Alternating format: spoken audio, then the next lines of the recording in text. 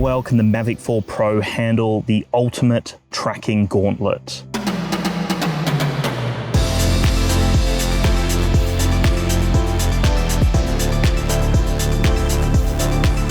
The Mavic 4 Pro's got 6 low light sensors. We've got 3 located on top and 3 underneath. There's also a LiDAR sensor on the front right arm here. So theoretically, the Mavic 4 Pro can avoid literally anything you throw at it, regardless of the lighting condition. So we're using the 2.5 times lens here just to get that unique perspective. And I wanted to keep a little bit of range between myself and the drone. Now this really is the ultimate test, and I've put a lot of drones through this test here. There are a lot of tall, thin trees. There aren't too many branches on them because ultimately branches and anything really thin like cables, wires, or branches or leaves is really where a drone's going to struggle. But ultimately this is one of the best ways to test it because, you know, there's lots of tall, thin trees here that it should be able to overcome. Now I've got it a little bit higher. And like I said, I've got it in that 2.5 times. And so I am really curious how it's going to go. It's always very nerve-wracking, especially with a larger drone, right? Because more opportunity for it to bump into something. So far, it's doing an amazing job of just darting around. The lighting condition's quite interesting here. What's it doing? Still keeping up with me. I can see it's trying to plan ahead and really try to figure out where I am. But extremely competent so far. It's doing a lot of moving around. And this is an awkward spot here where I've got it actually. Really awkward spot. But it seems to be doing a great job.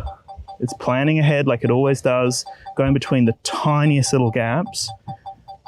Wow, it's extremely confident. Look at it. Wow, look at it go. You can see it darting around the trees. You can see that the sun's piercing through the trees. So we've got an interesting lighting setup today.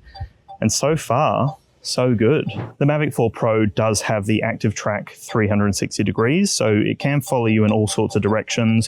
Right now, I've swapped it over to front facing. Previously, it was just following from behind, and again, doing a really, really great job. So the fact that it's got all of those obstacle avoidance sensors means that it should be confident to be able to really tackle anything that you put it through. And so far, so good. It is, like I said, a larger drone, so that is always the concern when you do something like this. There is, by the looks of it, enough of a gap between the trees for it to confidently do it. It has come up with strong environmental interference. So it looks like it's defaulted to going from behind now. It's actually not following from the front anymore. But if I turn around and go back this way, maybe it will dart back around and try to get in front here. There we go. So it's darting between trees, as you can see. And I love that 2.5 times lens there. The compression on it looks phenomenal. It really just creates layers between the trees. And so far, it's darting around a lot. It's doing it with ease. It's now following me from the right-hand side here. Oh, wow, and it's going between some gaps right now. It's going through it. And the advancement with ActiveTrack from DJI is always impressive to see. It's been the case for a little while now, but the fact that it can plan ahead, it just seems so much more advanced with that. It just puts a pin if it loses you and then thinks ahead. It's actually like considering where the next step could be. And you can see that it's got some advanced tracking features right now. I've now moved in the opposite direction, so it might try to dart around and catch me from the right-hand side, which is actually what I've got it programmed as. So it'll probably try to avoid all the trees and then spin around to the right. You can see all the sensors up on the screen, and red is when it's really close, orange is when it's not as close. It's beeping away when it gets nice and close to certain things. But again, it's not getting close enough to make it an issue at all. It's really just keeping that distance, and it's thinking ahead. Like if it's too complicated, it will then just continue on a path and it won't prioritize going to the right-hand side, which is what I requested from it. But you can see it's trying to keep me from behind here just because it's noticing there's a lot in the environment. But I would always prefer that, prioritize not crashing, obviously, over prioritizing following from the right-hand side. So to me, I'm okay with that. So straight when you put in that input of a different direction that you want, the drone will move and accommodate to that request. So right now, I want it to follow from behind. It lost me very briefly there, but now it's come back and it's tracking from behind again. So again, you can just see that it does a great job of prioritizing the flight performance as opposed to the requests that you've put in into the ActiveTrack 360. And so now I've requested front facing. So let's see how it goes here.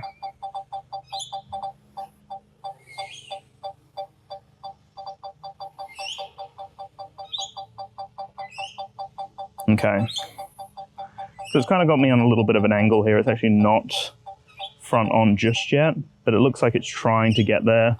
It's just being mindful of everything in the way.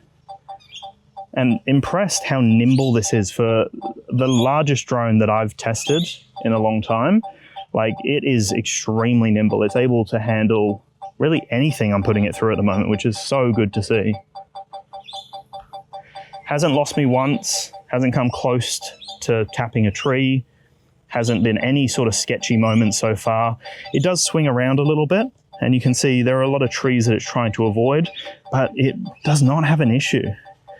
It's very competent in this environment. It's great to see.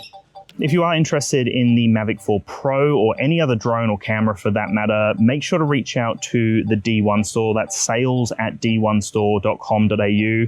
I've helped Aussie save over $70,000 on all of their different drones and camera needs. So make sure to reach out to them directly. And I also will have some other links down below for my international viewers. So check all of those out in the video description. The drone is now following from behind, but again, you can see that sometimes it prioritizes following on an angle. It won't always do exactly what you want, especially when the environment's complicated like this. But for example, if I face it now and then press front, now it's going to prioritize following me from the front, and I've given it enough time to keep that as the priority. Again, it's on a little bit of an angle just because it's noticing everything in the environment and it's trying to avoid all of these different trees that we're putting it through. Poor guys had a tough day today trying to battle all these trees. But it just shows you how advanced DJI and their drones are. You can see how impressive it is. Oh, it stumbled a little bit there. You got that strong interference, but again, it prioritized slowing down and not continuing to track, which again is what you want. You want the drone to think, basically. You want it to go, I need to weigh up all these options. Is this the right decision? Should I go here? Should I stop? You know, should I try to go on a slightly different angle? Especially with ActiveTrack 360, because there's so many variables and so many different angles that you can get it to track you from. But again, from what I can see, I've got the front tracking, but it's not doing that. It's actually tracking from the rear. So if I change it to rear tracking, let's see if it tries to prioritize the front tracking now. You can see it's spinning around, but no, it's going from the back here. And so that seems to be what it's doing there.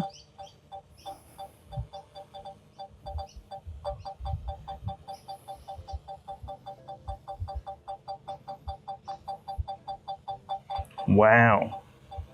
Very, very impressive how it just darts between the trees. It's so cool what this does. You can see it completely loses that line of sight, but it continues to track me. It plans ahead. It hasn't stopped once, as you can see. Hasn't tapped any trees. It's thought ahead and avoided certain potential collisions by the looks of it.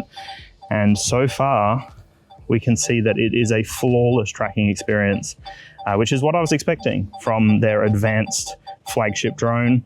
But it's still great to see, right? It's great to see that when I change directions, start facing the other way, what it's going to do. It lost me there very briefly. But again, it's continuing to follow. It's continuing to do the best it can to keep up, keep me in frame and prioritize the input that I've put in. But again, it doesn't just focus on that. It's also thinking outside of the box, which is crazy to see. Really is like a little robot drone that's just following you around, little robot dog. Love it. So you can see it's following front on here and it's doing a really great job. I'm gonna just slightly turn this way and see what it does when it has to try to, again, think outside of the box and continue to keep me as that main focus point. Again, no issues. So that's what you can expect from the Mavic 4 Pro when it comes to that obstacle avoidance and all those awesome sensors, the LiDAR sensor, the low light sensors that we've got on this unit. Really, really impressive stuff. Perfect environment to test it in. Obviously, you're not gonna typically be testing it somewhere like this. You might be prioritizing something else like, you know, following boats or cars or even someone who's on a bike, let's say. But you can still see that it's doing such an impressive job here and it's not failing at all. Hasn't failed once.